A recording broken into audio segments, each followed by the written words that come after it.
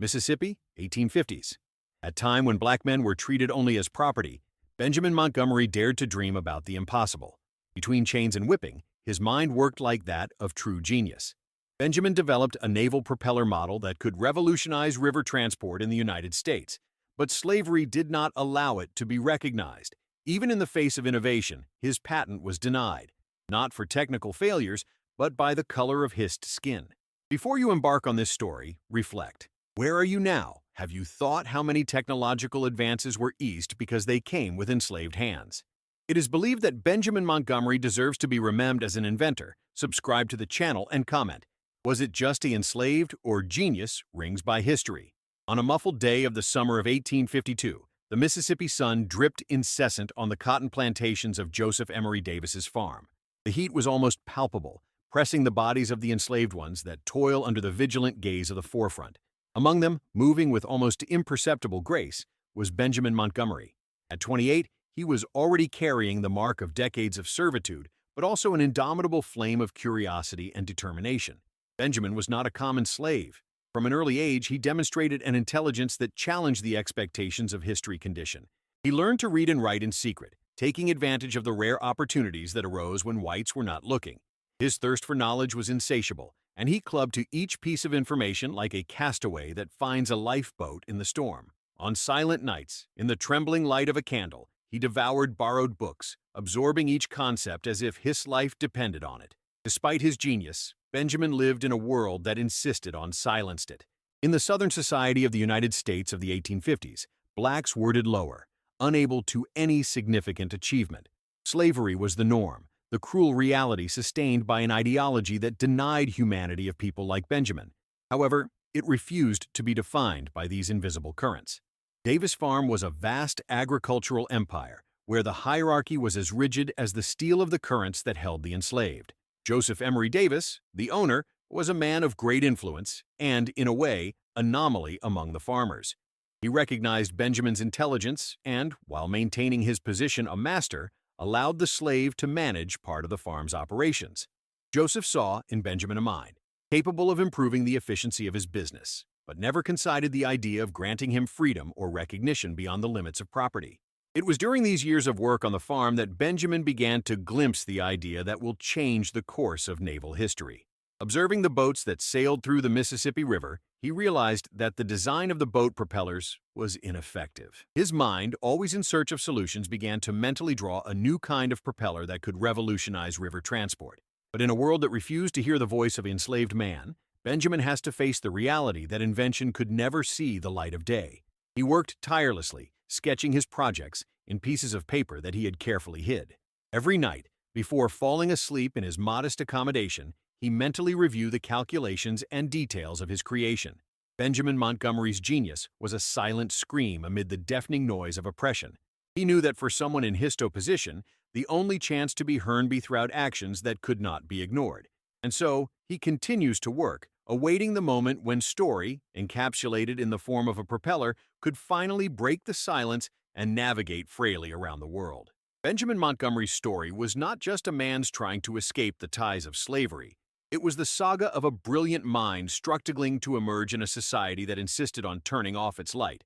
His legacy, although even being fully recognized, began to be forged in these days of struggle and resilience, with each propeller rotation in his imagination, bringing him closer to a future where justice and innovation could finally walk hand in hand.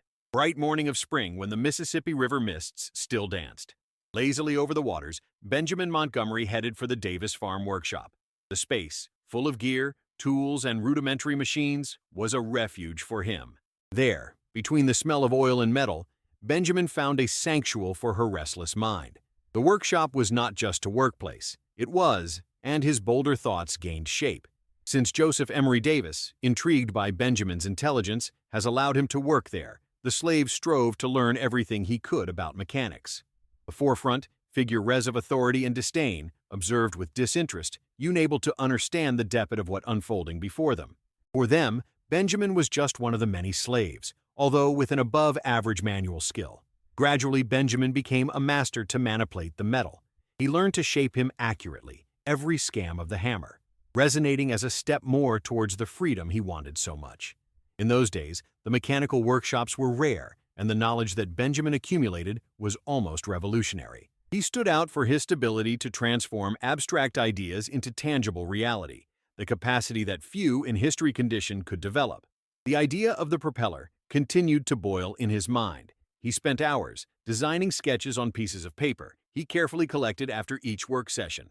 His projects, complex and thorough, were the result of a boundless imagination and an implacable desire for innovation. Benjamin knew that to revolutionize navigation in the southern rivers, its design needed to be able to operate efficiently in shallow waters, challenge that the pressels of the time had not yet been able to overcome. The nights, wrapped in silence and darkness, were dedicated to perfecting their calculations. The trembling light of a candle illuminated his face as he scribbled formulas and adjusted measurements. Each line drawn was a step closer to your vision. He knew that the propeller was not just an invention, it was a symbol of his resistance, proof that his mind was free, even if his body was not. Finally, after months of tireless work, Benjamin was ready to build to prototype. He gathered dilated pieces of metal, reusing what he could, adapting each piece until it fits perfectly into his vision. The propeller began to take shape, its curved blades reflecting the light almost magically. As he worked, he felt a mixture of excitement and anxiety. That propeller was more than a technological advance. It was his voice, his story, his scream for freedom. The first time he tested the prototype was a moment of indescribable tension. He put his propeller on a small makeshift vessel, his hands shaking slightly as he adjusted the last details. When the boat began to slide silently through the shallow waters of Mississippi, driven by Benjamin's propeller, he knew that he has achieved something extraordinary. The vessel cut the water, with ease that no other had achieved before, and Benjamin felt a wave of triumph traveling his body. At that moment, he had that his dream was not just a dream, it was a tangible reality, an achievement that challenged the limits imposed on him since birth. The workshop, with its familiar tools and sounds, had become the stage of a silent revolution. And although the world off the farm didn't know yet, Benjamin Montgomery had planted the seed of a change that would echo for generations. The propeller was not just an invention. He was a will of the determination of a man who dared to dream in the darkness of oppression. Benjamin knew that his invention could mean a different future, not just for him, but for all those who, like him, south to sail the uncertain waters of life in search of freedom. On a stormy night, when the thunder seemed to whisper ancient secrets and the trees bowed under the weight of the wind, Benjamin Montgomery was leaning over history, amid in a deep silence, broken only by the rhythmic sound of rain drumming on the roof of the workshop. The light of the candleshake, dancing to the flavor of the chains, casting shadows that seemed to life of their own. There, in the heart of darkness, Benjamin's naval propeller gleamed with a silent promise. He knew that this piece of metal could transform, trade the vast Mississippi, reducing travel times and increasing the efficiency of vessels. Mississippi was a vital artery that fed the southern United States, and any innovation that could improve river transport was of utmost importance. The local economy depended on the vessels that cut it muddy waters, loaded with cotton, wood, and one's other essential products. However, boats often faced difficulties in shallow and treacherous waters, where traditional propellers failed miserably. Benjamin's invention promised to solve this problem, giving boats the ability to navigate more easily and speed. Reduction. Being aware of the transforming potential of his invention, Benjamin also knew that the way for recognition was dangerous and ultras. In the world where he lived, the idea of a black slave claimed credit for an invention was not only unthinkable but also dangerously radical. He was aware of the risks, but his determination was unhackable. The propeller was not just an invention, it was a symbol of his resistance and intelligence, proof that he was not defined by his chains. During the day, Benjamin continued his responsibilities on the farm, his mind always focused on work while watching the vessels passing through the river. He watched with a critical look, noting the difficulties they faced by navigating, and his resolution only strengthened. At night, he returned to the workshop, where the familiar smell of oil and metal enveloped him like a hug.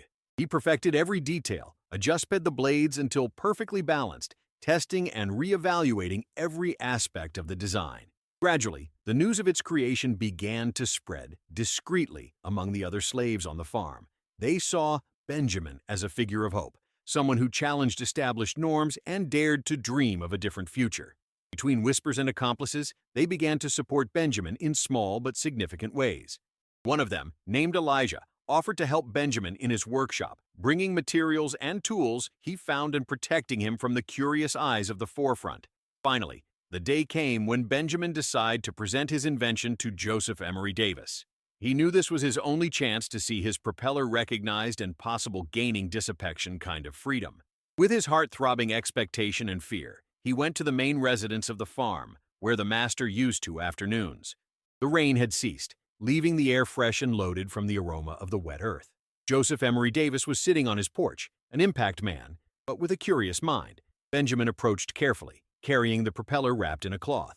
In presenting it, he explained his invention and the benefits he could bring. Davis listened carefully, his eyes fixed in the brightness of the curved blades. He knew he had a significant innovation before him, something that could increase the efficiency of history transportation businesses. But even impressed, Davis hesitated. He was aware of the implications of recognizing Benjamin's work. A slave who invents something so revolutionary? It was an idea that cold challenged the very structure of power upon which his society was built. However, he could not deny the potential value of the invention. After a moment of tense silence, Davis finally said, promising to consider the proposal and discussions with his contacts in river trade. For Benjamin, this moment was a mix of hope and frustration. He knew that his destiny and the future of his invention were now in the hands of a man who, despite his mental opening, still saw the world through the lens of white supremacy. However, he also knew that he has taken a crucial step, that his voice had been heard, even in a limited way. That night, back to his humble cabin, Benjamin reflected on the events of the day. He was aware that his journey was far from over, but for the first time, he glimpsed the possibility of a different future, where his achievements could be recognized. The way ahead was uncertain, but he was determined to move on, driven by the indomitable flame of his intelligence and the desire for freedom that burned in his chest. The invention of the naval propeller by Benjamin Montgomery was not just the milestone in the history of navigation. It was a testimony of the human ability to dream and create, even in the most adverse conditions. And as he prepared to face the challenges he was yet to come, he knew that every rotation of his propeller brought him closer to one world where he could be seen, not only a slave, but as inventor and genius, a free man. In the midst of the morning shot that covered the Mississippi River, as a mantle of secrets, Benjamin Montgomery walked the city, his mind is seething with nervousness and hope. The propeller, carefully packed, was his silent companion, an extension of his dreams and efforts. He was determined to record his invention, to obtain the patent that would guarantee recognition and, perhaps, the chance of freedom. However, the way there was punctuated by suspicious and hostile looks, the constant memory of the invisible barriers that permeated his life. At that time, the year 1857, the United States were immersed in increasing tensions between the industrialized North and the agrarian South, where slavery was a deeply rooted institution. Technological progress was in the middle, of course, but still for home black, special a slave, being recognized as an inventor was to radical, almost subversive thinking. Society, with its design and harm, was not prepared to accept that someone like Benjamin could conceive something so innovative. Arriving at the patent office, an austere building, Benjamin felt the weight of the story by pressing on his shoulders. He entered, his heart hitting a frantic rhythm, and headed for the service counter.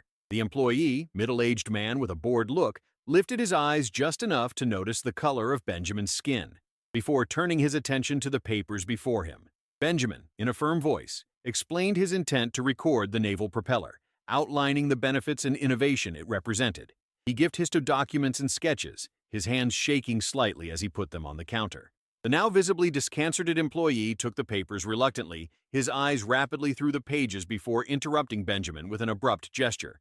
"Sorry, but we can so accept that," said the man, his voice, laden voice. "The law does not allow slaves or blacks to register patents. Only citizens have this right." The words hit Benjamin as a physical blow. He stayed there, paralyzed, the implications of what he had just heard unfolded in his mind. Injustice was suffering, an invisible chain that pulled him back to the reality of history. All his work, his genius, reduced to nothing by a law that denied his humanity and his potential. The employee, realizing the expression of unbelief and designing in Benjamin's face, offered a cold and objective explanation. "It's the legislation. I'm not the one who decides." Benjamin took a deep breath, trying to keep his composure. As hists disintegrated before him, he thanked, with a dignity that challenged his own situation, and collected his rolls with firm hands. As he walked away, he felt the eyes of others present in the office. the mixture of curiosity and silent disapproval. The world around him seemed to have lost some of Heist's color. The if reality was pressuring him to give up his dreams. Back to the farm, the news spread rapidly among other slaves. Many were another, but not surprised. For them, Benjamin's struggle was also yours, continuous battle against a society that insisted on keeping them in the shadows. Elijah, always next to Benjamin, offered words of encouragement, reminding him that his invention, even without patent, was a monumental achievement. That night, under the starry sky, that seemed closer than ever, Benjamin reflected on what had happened. He knew that breaking rejection, he could not allow him to call his determination. His invention was more than a technological advance. It was a symbol of resistance, a proof that it was not defined by his condition. Over the days, Benjamin began to reevaluate his options. He decided that if he could not gain recognition through conventional means, he will find another way to ensure his propeller make a difference. With the help of Elijah and other allies, he began work's secret, improving his design and seeking ways to introduce him into the river market through alternative channels. The rejection of the patent was not the end, but a new beginning for Benjamin Montgomery. He realized that his battle was greater than himself, a struggle for the dignity and recognition of all those who, like him, were relegated on the banks of society. And as he continued his journey, the propeller became not only an invention, but legacy of resistance and hope. Benjamin Montgomery's story was not just about a naval propeller, but about the human ability to dream and fight for a fair world. He knew that even without the protection of a patent, Heist's invention could navigate to wider and deepest waters, leading with him the promise of a future, where talent and innovation were not limited by skin color or social origin. And so, with every silent rotation of Heist's propeller, Benjamin was going on, determined to leave his mark in the world against all probabilities. On a nebula morning, the Mississippi River ran in silence, its waters reflecting the gray sky like a dark mirror. It was as if the river itself shared the burden that Benjamin Montgomery carried. The rejection of his patent still weighed on him, the constant memory of injustice and baroyers imposed by a society that refused to recognize him. However, Benjamin did not allow himself to be consumed by bitterness. Instead, he focused on the only thing that had always sustained him, the strength of his invention and the promise of change it contained. Despite the port that closed, Benjamin's propeller found a way to slide through the waters of river trade. News of their efficiency and potential began to spread, not officially, but through the whispers of sailors and traders who witnessed their revolutionary efficiency. His invention, albeit without his name, in the records began to influence of the other propellers, subtly adjustment, the course of naval engineering of the time. Benjamin, with the support of Elijah and a few allies, continued to work secret, perfecting his design and sharing his knowledge with those who were willing to hear. The impact of his propeller was felt in ways he could never have imagined. In docks and shipyards, masters of vessels were intrigued by the design that came to them almost clandestinely, then saw in it a response to the difficulties they faced in the shallow waters of Mississippi. And so, adaptations and improvements inspired by the original idea of Benjamin began to emerge, each taking an echo of his invisible genius. However, even with the gradual success of his invention, Benjamin remained in the shadow, ghost whose presence was felt but rarely recognized. In his small workshop, Benjamin continued to refine his ideas.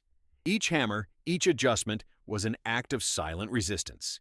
He knew that his invention, although he did not carry his name, was proof that his mind had transcended the currents that tied it. And as he works, he found comfort that he was contributing to a better future, even if the fruits of his work were harvested by others.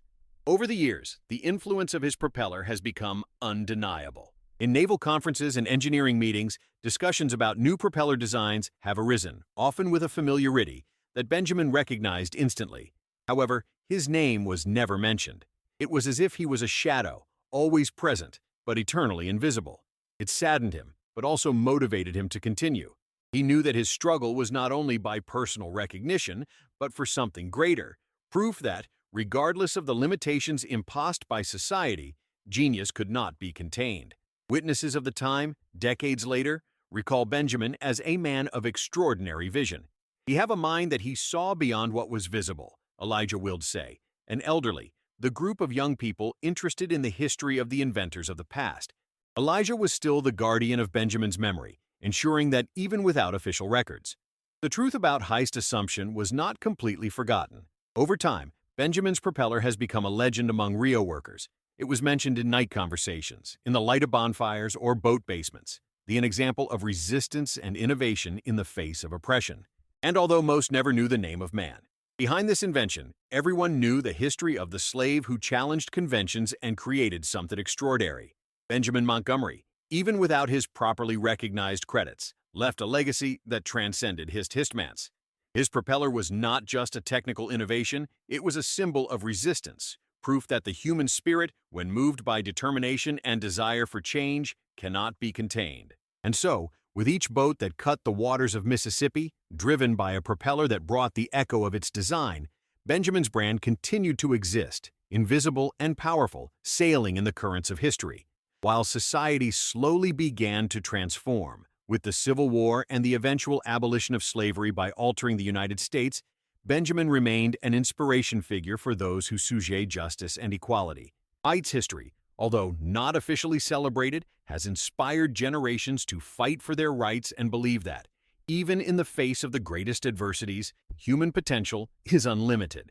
And so, Benjamin Montgomery's invisible legacy sailed over time, silent testimony of the strength of a man who, although chained, never failed to dream.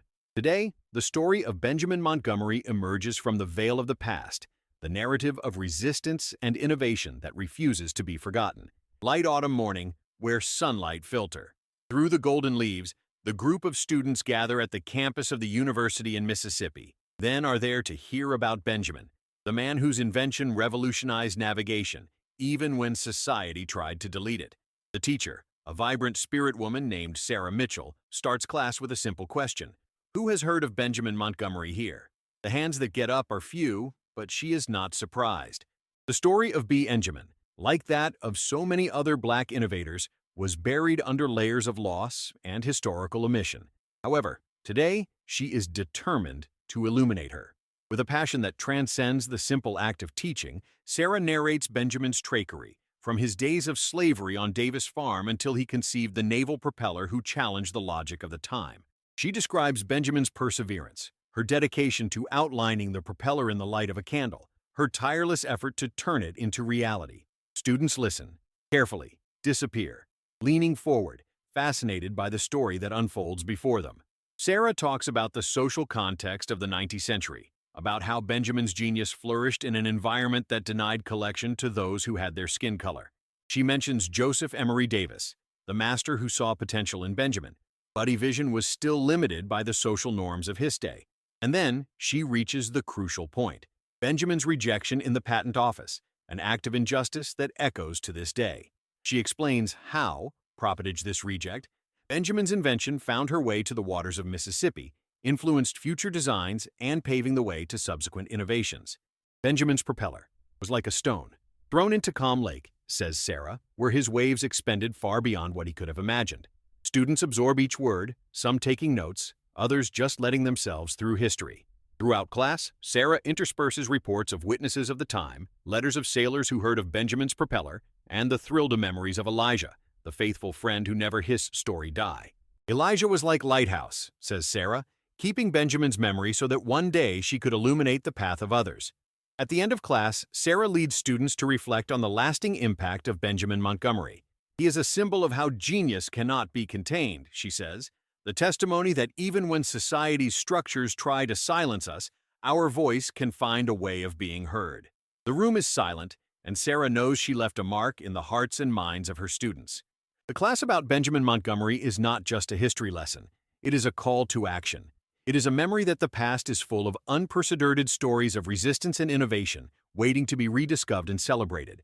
And the students get up to go out, carrying Benjamin's inspiration. Sarah feels deep satisfaction. She knows what sharing her story, she contributed to rescuing the memory of a man Paninius genius refused to be erased. Today, Benjamin Montgomery is remembered, not only as an inventor, but symbol of resistance and hope.